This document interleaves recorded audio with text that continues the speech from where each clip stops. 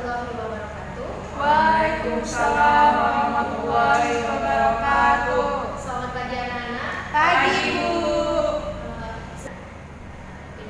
Sebelum kita memulai kegiatan kita pada hari ini, terlebih dahulu kita berdoa agar kita pada hari ini dapat bermanfaat dan berkah. Berdoa bisa dipimpin oleh anak kita. Baik, Bu. Marilah teman-teman semuanya kita berdoa terlebih dahulu. Berdoa di dalam hati sesuai dengan keinginan masing-masing. Doa dimulai.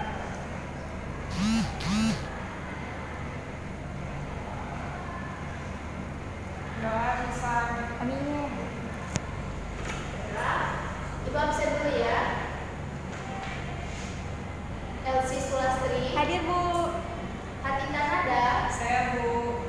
Sarah Samhana Alamsyah. Ada, Bu. Jadi semuanya masuk ya pada hari ini. Iya, Bu. Sebelumnya kita siapkan dulu untuk belajar. Jadi semua benda-benda atau barang-barang yang tidak berhubungan pada pelajaran kita pada hari ini diharapkan untuk disimpan terlebih dahulu ya. Sepakat? Sepakat. Oke. Sekarang Ibu mau bertanya. Waktu hujan deras, kalian pasti pernah melihat geledek atau petir? Iya kan? Iya, Bu. Ya. Jadi ada yang tahu bagaimana proses terjadinya petir? Saya, Bu, karena di awan itu mungkin bergesek, Bu, jadi timbullah petir. Saya, Bu, karena ada listrik yang menyambar. Nah, seperti yang akan kita pelajari pada hari ini mengenai listrik Statis. statis. Sekarang ada yang tahu apa itu listrik statis? Kak. 3. Listrik yang diam, Bu. Muatan yang mengalir, Bu. Ya, benar sekali. Jadi sesuai dengan namanya, listrik statis. Statis yang artinya Iya. atau tetap. Jadi listrik itu adanya muatan, namun dia tidak mengalir. Paham? Paham. Ibu contohkan, misalnya ada sebuah lampu di dalam ruangan. Nah, ketika kalian matikan, lampunya akan hidup atau mati? Mati. Nah, lampunya akan mati.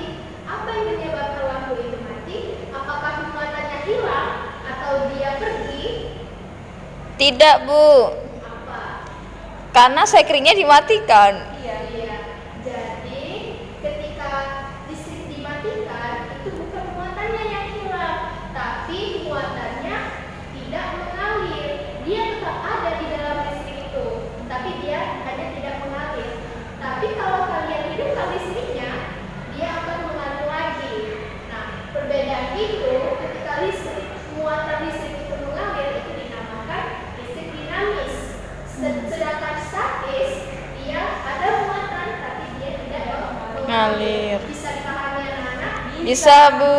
Oke, bisa. Jadi pada dasarnya listrik statis kita harus mengetahui apa itu muatan. Nah, Ibu gambarkan mengenai atom. Ibu gambarkan atom dari Niels Bohr.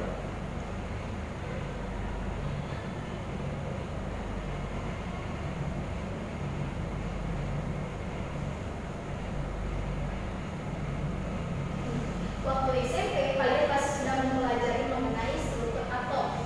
Nah, di atom itu terdapat inti atom dan kulit atom. Menurut Niels Bohr, atom itu terdiri atas muatan positif dan Negatif. Neutron. positif adalah proton dan netral adalah Neutron. Dia terikat kuat di dalam inti atom. Karena ada apa? Karena ada Gaya ikat. Karena ada gaya ikat inti. Sedangkan di kulit atom itu terdapat elektron. Oke? Ketika si elektron itu digosokkan, dia akan mudah berpindah. Karena apa? Karena dia tidak terikat di dalam Berbeda dengan di atom, dia tidak bisa berpindah karena dia terikat di dalam liquid. Bisa dipahami kenapa elektron yang berpindah bukan si proton atau si neutron. Oke, bisa ya. Sampai di sini paham? Paham, Bu. Sekarang Ibu minta kalian keluarkan penggaris plastik yang Ibu suruh bawa ke adik dan kalian robek kertas kalian kecil-kecil. Baik, Bu. Ya, kita akan melakukan percobaan bagaimana sih yang terjadi ketika pisau penggaris yang plastik tadi kalian kosongkan ke meja atau ke rambut kalian, lalu kalian dekatkan dengan si kertas. Sekarang silahkan kalian lakukan.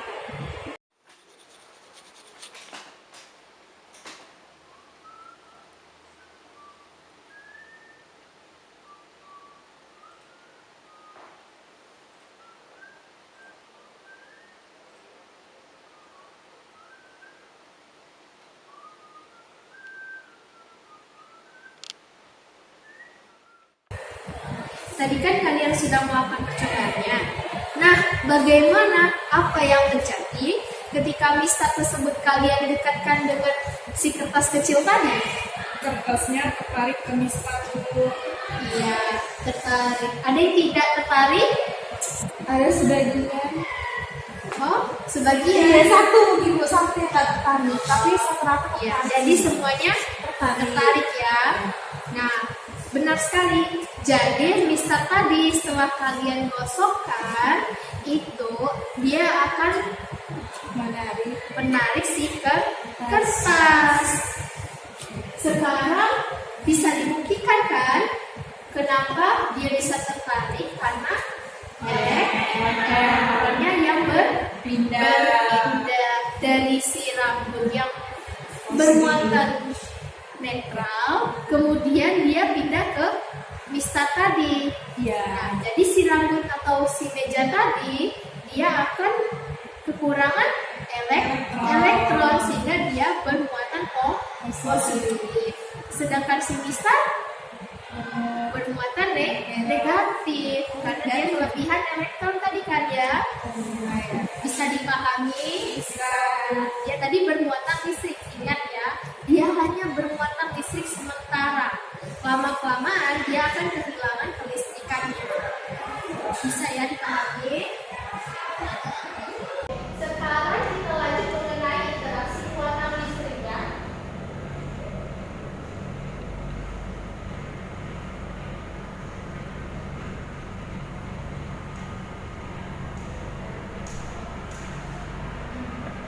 Nah, interaksi muatan listrik. Pasti kalian juga sudah paham mengenai interaksi muatan listrik. Misal Ibu kasih contoh muatan yang sejenis. Itu muatan proton dan proton. Ada yang tahu ketika proton dan proton apa yang terjadi? Mental, Bu. Tolak menolak. Dia akan saling tolak menolak. Jadi arahnya akan saling berlawanan. Ketika terjadi interaksi muatan listrik, dia akan menimbulkan sebuah gaya. Nah, misalnya ini adalah muatan si A dan ini muatan si B. Ketika dia terjadi interaksi, akan memunculkan gaya muatan A oleh B dan gaya muatan B oleh muatan si A. Bisa dipahami? Bisa. Nah, sama halnya dengan muatan yang berbeda jenis. Misal Ibu kasih contoh muatan si proton dan muatan si elektron. Apa yang terjadi ketika mereka didekatkan? Tarik menarik. Iya, dia akan tarik menarik. Sama halnya dengan si muatan berbeda jenis, dia ketika terjadi interaksi akan menimbulkan gaya tarik menarik. Nah, ketika terjadi interaksi, itu akan memunculkan gaya pada muatan A oleh B dan gaya B oleh muatan A. Sekarang paham mengenai muatan? Paham. Paham, Bu. Paham ya? Oke.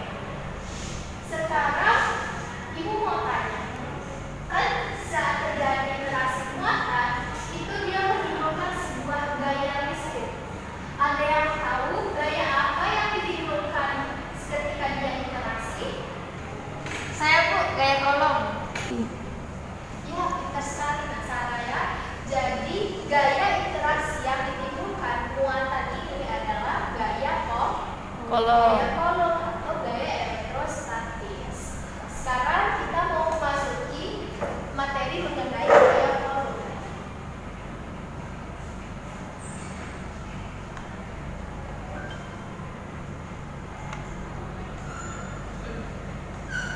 Gaya kolom. Ada yang tahu siapa sih penemu gaya kolom ini? Kolom, Bu. Kolom. Kolom. Bla bla bla kolom. Heeh. Iya. Seperti namanya ya, itu Iya. Iya. kolom. Jadi nama lengkap si kolom itu adalah Augustin de Kolom. Kolom. Kolom. Jadi de Kolom ini melakukan percobaan di neraca puntir. Kalian bisa lihat di buku kalian bagaimana neraca puntir yang dipakai oleh si kolom tadi ya. Jadi pertama si kolom itu melakukan percobaan untuk mengetahui hubungan besarnya gaya kolom tadi dengan si muatan dan jarak. Nah, pertama dia melakukan dengan meletakkan dua muatan dengan memperbesar salah satu muatannya. Ya, oke, menggambarkan ya.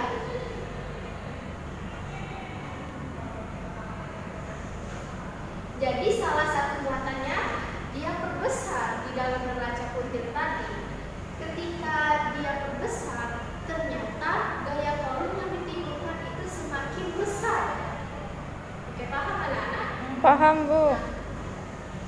Apa yang bisa kalian simpulkan dari percobaan pertama ini?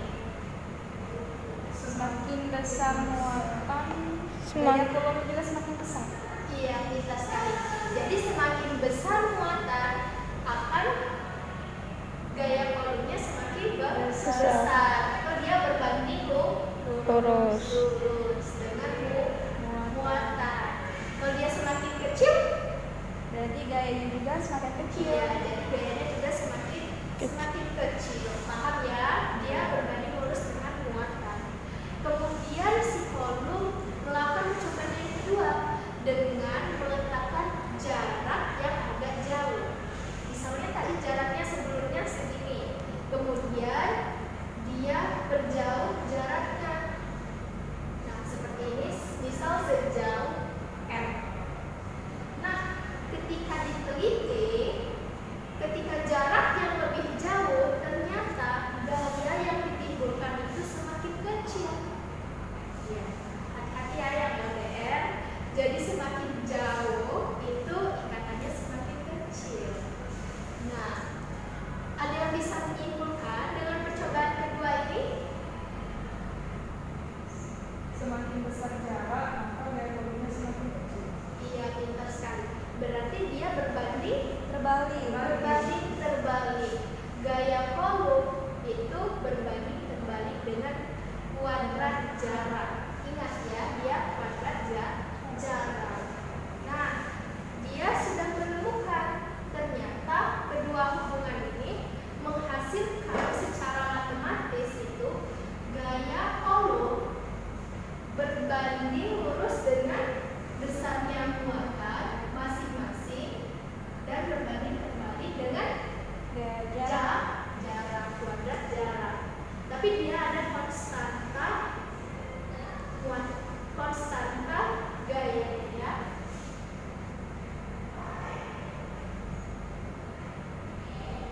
Bisa dipahami nak mengenai gaya kolom? Bisa ya. Nah, sekarang ini kan terjadi interaksi antar dua muatan. Bagaimana kalau dia lebih dari dua muatan? Ibu kasih contoh, misal ada 3 partikel muatan, bermuatan positif, bermuatan negatif, dan bermuatan negatif.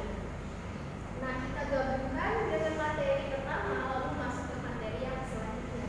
Pertama kita harus mencari dulu interaksi antar muatannya dulu ya.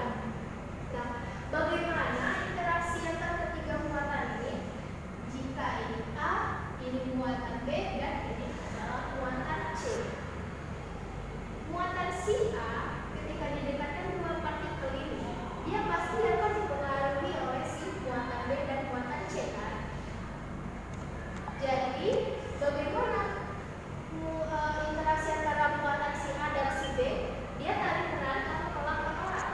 Tarik menarik.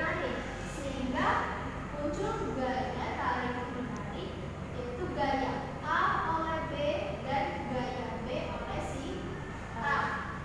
Sekarang muatan si B dan C, bagaimana, apa yang terjadi? Tolak menolak. Tolak menolak, sehingga muncul gaya B oleh C dan gaya C oleh si B. Sekarang A dan C. Itu yang CB itu tolak menolak. Oh iya, tolak menolak. Maaf ya, Teh. Sekarang muatan si A dan muatan si C. Bagaimana interaksinya, anak-anak? Tarik menarik, Bu. Tarik menarik. Nanti arahnya ke sini ya. FAC dan FC oleh si A. Sudah ditemukan interaksi antar muatannya. Nah, bisa dilihat ya, dia memiliki dua arah. Kalau dia lebih dari dua, dia memiliki lebih dari satu arah. Beda dengan dua muatan, dia hanya memiliki satu arah. Nah, kalau begini, bagaimana caranya? Jadi, gaya kolom dia menggunakan penjumlahan vektor. Kalau dia searah ke kanan misalnya, dia akan ditambah. Kalau dia berlawanan arah, dikurang. Misal si FA, gaya yang ditimbulkan oleh muatan si A itu adalah, lihat di sini, gaya FAC dan FAB. Dia searah atau tidak? Searah ke kanan. Berarti FAB ditambah dengan FAC. FAC. Kemudian kalau dia FB, bagaimana ini? Searah, berarti ditambah juga, tapi dia arah ke kiri. Berarti minus FBA ditambah dengan minus FBC. Kemudian gaya yang ditimbulkan oleh muatan C, FC, berarti FCB kurang FCA. itu saja, FCB dikurang dengan FCA. Dan anak, sampai di sini bisa dipahami? Bisa, Bu. Bisa ya. Sekarang Ibu mau kasih kalian contoh soal.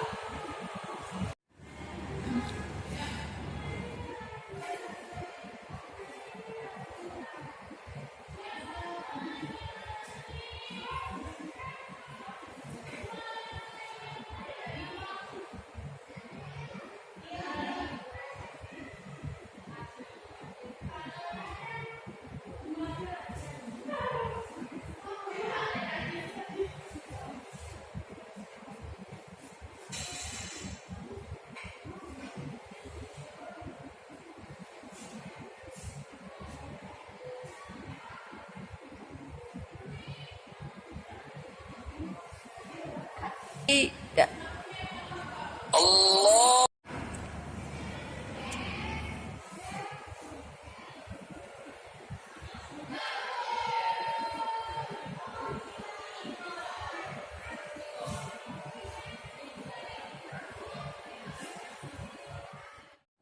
Jadi di sini ada dua soal, di mana soal pertama dia ada 5 muatan. Ini tolak menolak, yang berdekatan dia tarik Menarik.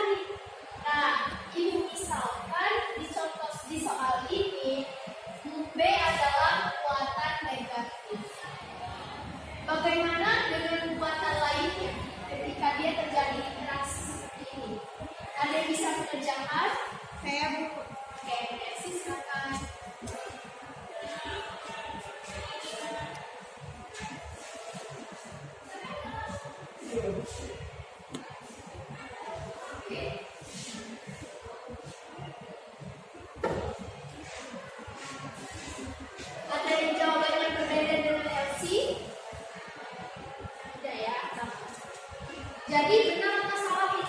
Benar. Ya, ketika dia tolak menolak dia sejenis dan tarik menarik dia berbeda jenis. Sekarang paham ya mengenai interaksi dua muatan. Paham, Bu. Sekarang nomor 2. Jadi Ibu letakkan ada 3 partikel. Bisa dilihat ya, 3 partikel di mana A itu bermuatan 2 mikrocoulomb, yang B 3 mikrocoulomb dan C 5 mikrocoulomb. Di mana jarak A dan ke B ini adalah 2 meter dan B ke C ini 3 meter. Sekarang ini minta Kak Sarah mengerjakan kedua ya. Siap, Bu.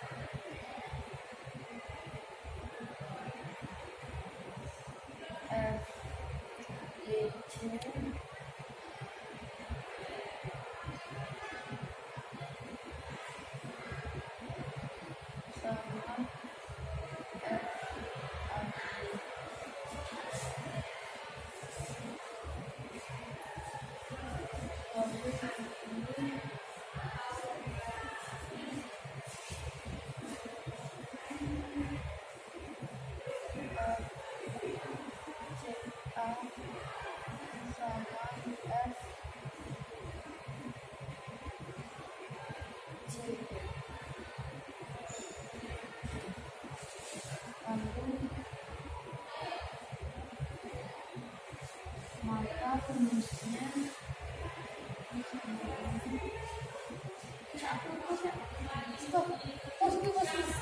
Bukan pos yang mana? Ini kan? Bukan pos yang ini. Nah. sudah belum? Jadi sekarang yang FA, maka untuk dari FA itu FAC min FAB sama dengan K FAC.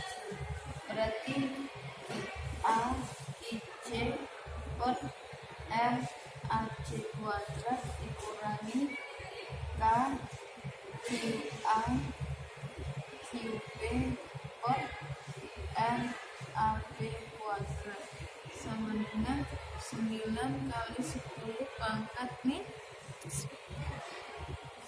9. salah 9 Q nya apa tadi QA itu 2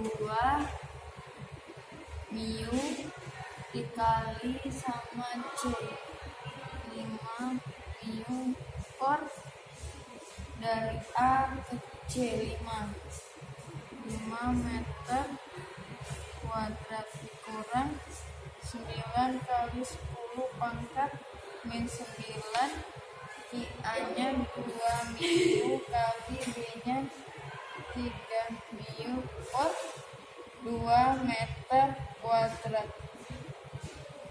Nah, kan dulu Udah 3. karena ini sama jadi dimasukin 9 kali 10 pangkat min 9 2 mu kali 5 mu per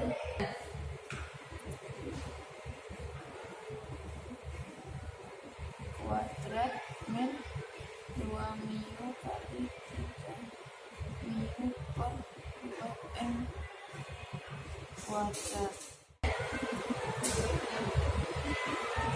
9 kali 10 pangkat min 9 10 mi kuadrat per 25 dikurang 6 mu kuadrat 4 di sini jadi 9 kali 10 pangkat min 9 sebagai input jadi per 100 ini 4 kali 10 40 mu kuadrat dikurangi 4 kali 6 24 mu kuadrat sama dengan 9 kali 10 16 dikuadrat per 100. Nah, ini disederhanakan dibagi 4.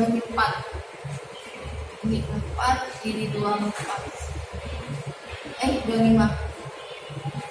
25. 4, 25. Sama dengan 9 kali 10 pangkat 9 dikali 4 kali 10 pangkat min 6 per 25 sama dengan 36 kali 10 pangkat min 15 per 25. Sudah, Bu? Beneran, Bu? Sudah, Bu, tapi saya lupa satuannya apa. Jadi cukup ya untuk gaya. Bagaimana dengan ini anak-anak paham? Paham. Jadi benar ya yang dikerjain salah. Jadi gaya si A yang ditemukan itu FAB yang perlawanan arah, kemudian dan FAC. Lalu dia dikurangi, baru dimasukkan rumus gaya kolom tadi ya.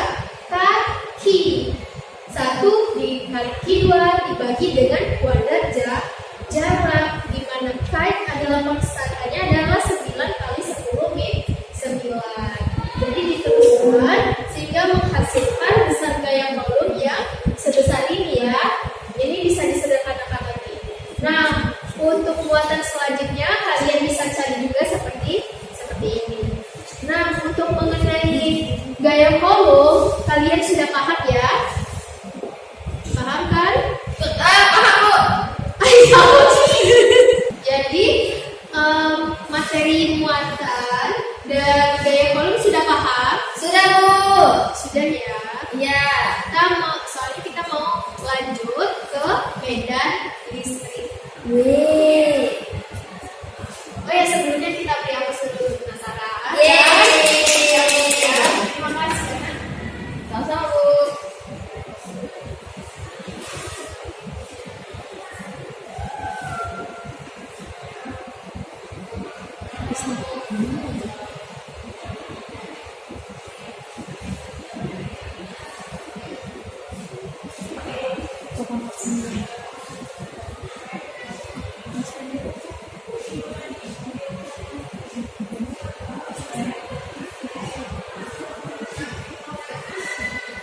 Oke. Jadi, sesuai dengan namanya, medan listrik. Medan itu adalah suatu wilayah. Wilayah yang dipengaruhi oleh muatan listrik. Nah, misalnya terdapat muatan di suatu ruangan itu. Kemudian terdapat juga muatan uji. Ini adalah muatan ujinya, misalnya. Ini adalah muatan di suatu wilayah. Ketika ada muatan uji, dia akan menimbulkan medan magnet, medan listrik. Ya. Nah, seperti ini ya. Ketika ada muatan uji, dia akan menimbulkan kuat medan listrik. Ini adalah kuat medannya ya, atau yang dilambangkan dengan E. Nah, misalnya pasti gambarkan. Kalian pasti pernah kan mencium bau bangkai. Nah, Bu, Sarah pernah mencium bangkai apa? Tikus. Elsie pernah mencium bangkai apa? Bangkai ayam, Bu. Bangkai ayam. Ketika kalian mencium bau bangkai, semakin dekat dia akan semakin kecil kan? Mungkin tahu. Bau itulah dia ibaratkan sebuah medan listrik. Bisa dipahami? Jadi bau yang di sekitar bangkai tadi adalah sebuah medan listrik. Ini kalian misalnya. Bisa dipahami ya? Ki, no, dia akan menimbulkan medan listrik. Nah, ketika terjadi kuat medan listrik, dia menimbulkan yang namanya gaya kolom. Seperti gaya kolom ini, dia arahnya kemana? Ada yang tahu? Keluar. Masuk, Bu. Keluar. Keluar. Lupa saya. Masuk. masuk atau keluar? Masuk, Bu. Di dalam ruangan itu, ya Ibu jelaskan dulu ya mengenai arah medan listrik. Ketika dia di suatu ruangan itu bermuatan positif, maka kuat medannya dia akan keluar. Keluar ya. Ketika dia bermuatan negatif di suatu wilayah itu, dia akan masuk. Nah, bagaimana dengan contoh ini tadi? Dia dapat muatan di suatu wilayahnya itu bermuatan positif. Nah, ketika dia bermuatan positif, dia akan keluar atau masuk? Keluar. Ketika dia keluar, jadi gaya kolomnya yang ditimbulkan akan menuju ke negatif, keluar. Kalau dia positif, dia akan keluar. Bisa dipahami anak-anak? Bisa. Ya, berarti dia searah ya. Kuat medan itu searah dengan gaya kolom dengan berbanding muatan uji. Jadi bisa dituliskan secara sistematis, kuat medan adalah sama perbandingannya dengan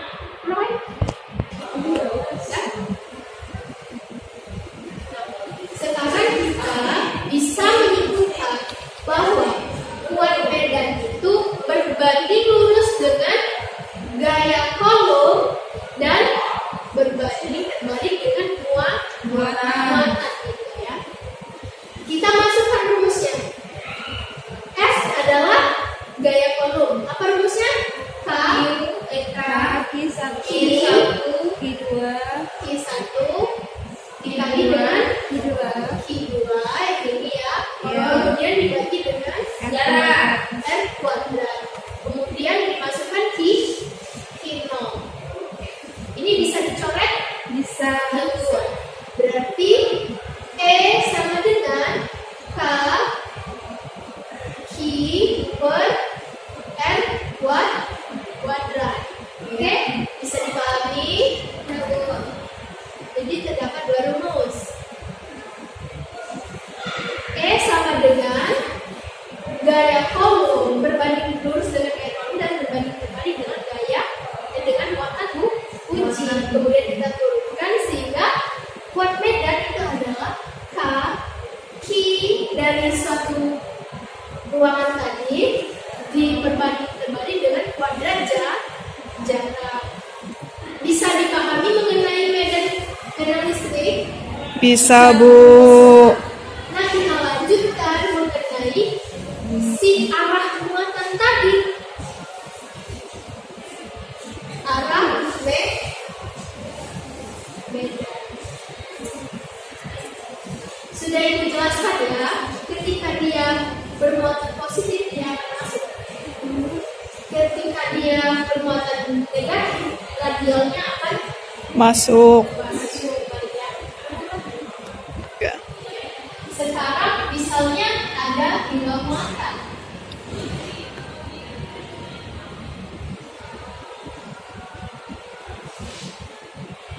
Bagaimana arah medannya?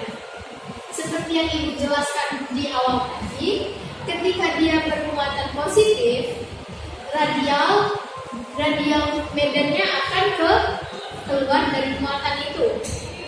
Kemudian kalau dia negatif, radial medannya dia akan masuk ke dalam Muatan. Nah, bagaimana dengan dia bermuatan positif dan positif? Dia masuk atau keluar? Keluar. Dia sama-sama keluar. Berarti arah medannya akan saling keluar.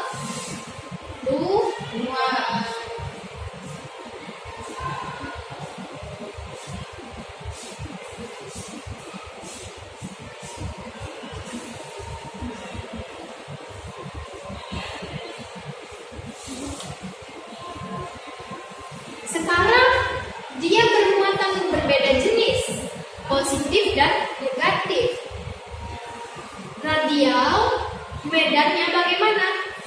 dia tadi keluar dari positif dan masuk ke negatif ya. Jadi si muatan positif kuat medannya akan menuju ke negatif. Dia akan masuk. Tadinya dia keluar, kemudian dia masuk.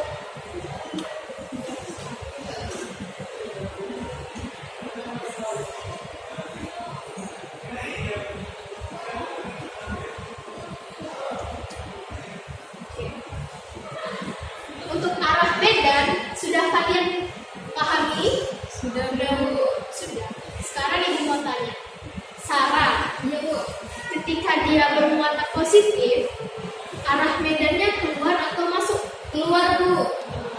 Kalau dia bermuatan negatif, masuk. Oke. Sekarang bisa dipahami ya mengenai medan listrik. Bisa ya? Bisa. Nah, dari awal pelajaran kita pada hari ini ada yang bisa menyimpulkan. Saya Bu.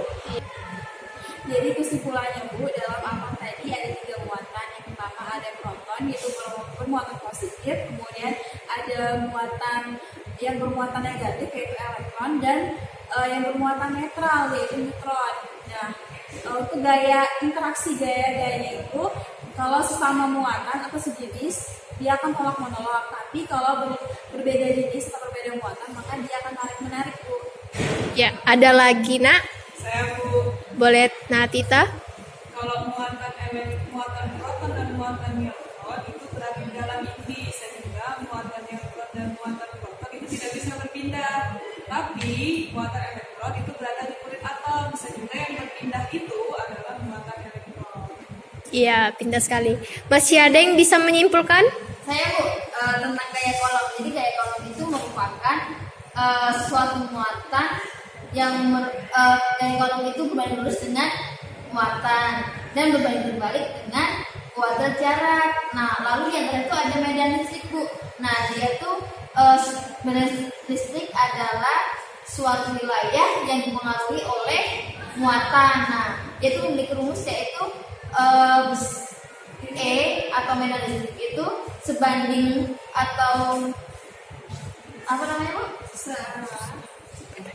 Berbanding lurus dengan gaya kolom dan berbanding terbalik dengan kuadrat jarak. Itu Bu. Ya. Sekarang kita tepuk tangan dulu untuk yang teman-teman yang sudah menjawabnya. Yeay, tepuk tangan dulu semua. Iya, benar sekali yang kalian sampaikan. Kalau si muatan tadi itu dia akan tolak menolak ketika sejenis dan saling menarik dia ketika berlawanan berbeda jenis.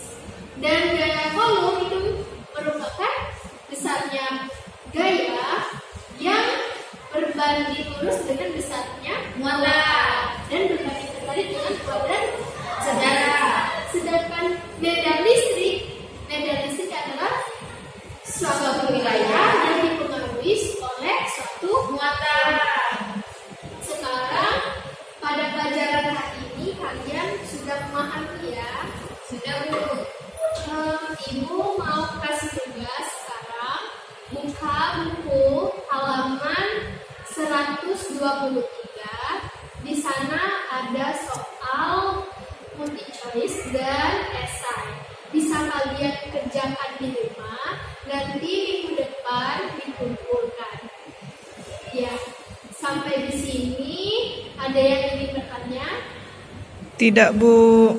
Tidak ya, semuanya paham ya. Ibu cukupkan pelajaran kita pada hari ini. Semoga yang kita dapatkan pada hari ini bermanfaat dan berkah. Amin ya rabbal alamin. Terima kasih. Wassalamualaikum warahmatullahi wabarakatuh. Waalaikumsalam warahmatullahi wabarakatuh.